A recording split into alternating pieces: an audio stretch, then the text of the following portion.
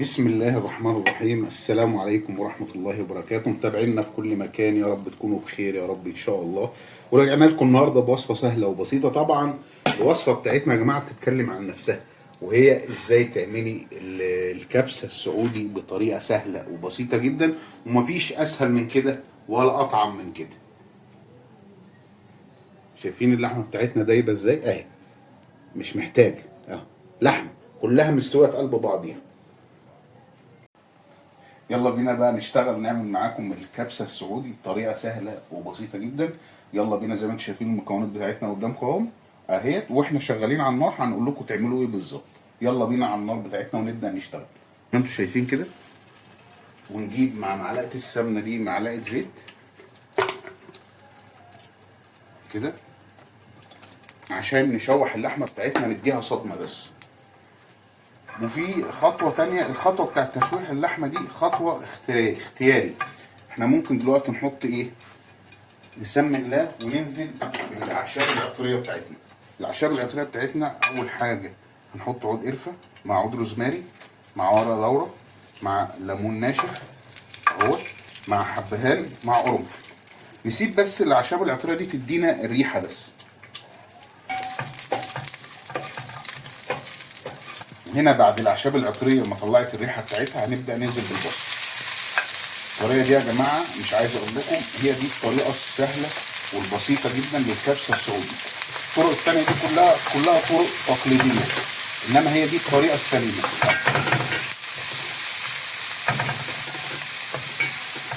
هنسيب البصلايه بتاعتنا بس تصفر ونبدا ننزل بباقي المكونات بتاعتنا.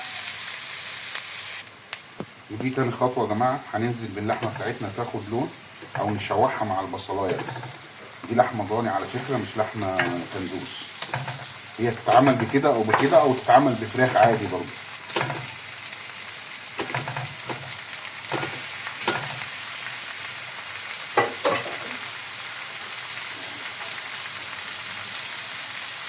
شايف الريد اهو.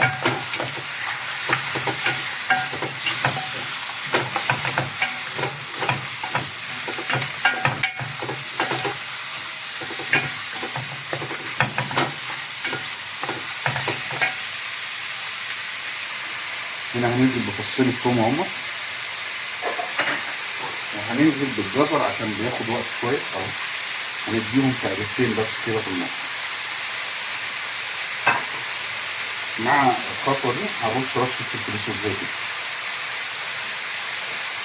ونقلب.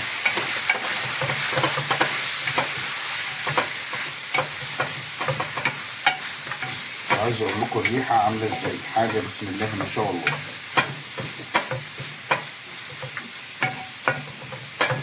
نشم ريحه الثوم بس، ننزل ببقيه الخضار بتاعنا. طبعا الخضار بتاعنا فلفل اهوت، فلفل الوان مع فلفل رومي اخضر مع طماطمتين كبار مع قرن فلفل اللي هو الحامي بقى، مش الحامي الحامي العالي، الحامي اللي هو الوسط ده اختياري مش اجباري يعني. كده حطينا فلفل اسود. نحط شويه بهارات كبسه. طبعا بهارات الكبسه دي من عند اي عطار ممكن نجيبها اهي. مع لو في صلصه بوريه هنحط معلقه، ما فيش صلصه بوريه خلاص هنسيبهم ياخدوا مع بعض كده شويه غلوه كده مع بعضيهم، وبعد كده نضيف الميه بتاعتهم. خلاص يشوحوا مع بعض شويه كده. شايفين اللون يا جماعه، حاجه بسم الله ما شاء الله. هي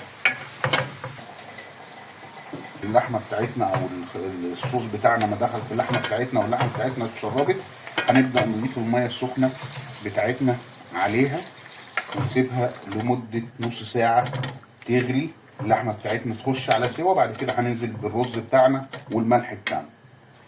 طبعا عارفين ان مقدار الرز بتاعنا كوبايه عليها كوبايتين ميه، وطبعا لو الرز بتاعنا نقعناه هيبقى المقدار بتاعنا كل كوبايه رز عليها كوبايه ونص ميه بس. شايفين يا جماعه الشوربه بتاعتنا بتاعت اللحمه كده دخلت على سوا، هي 3/4 سوا. طبعا احنا بعد كده كنا ناقعين الرز شويه لمده ربع ساعه بس، هنا غلت اهيت. هنبدا بقى نضيف الرز بتاعنا كده. احنا حطينا التوابل بتاعتنا زي ما وريناكم، حطينا ملح، حطينا فلفل اسود، حطينا بهارات الكبسه من عند اي عطار موثوق فيه، مفيش، هو ده اللون اللي احنا محتاجينه. نبدا ننزل بالرز بتاعنا اهو. ننزل شويه الرز دول. خلاص كده احنا نزلنا بالرز بتاعنا اهو. هنسيبها تغلي لمده 5 دقايق وبعد كده هنهدي عليها النار شمعه. الصلاة على النبي، الصلاة على النبي يا جماعة. اهو حاجة فاخر من الآخر، حاجة بسم الله ما شاء الله. الكبسة السعودي مع الشيف إبراهيم حسن واحد بس.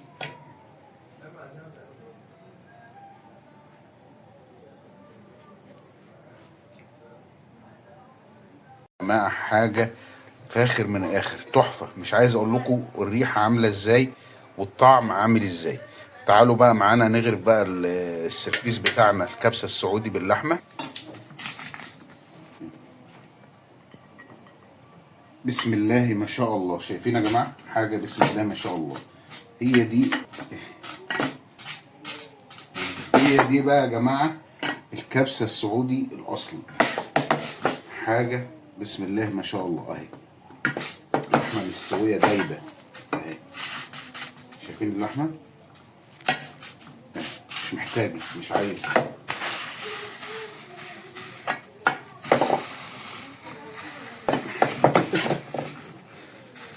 اوعى الشيف ابراهيم حسن يا جماعة، يا جماله.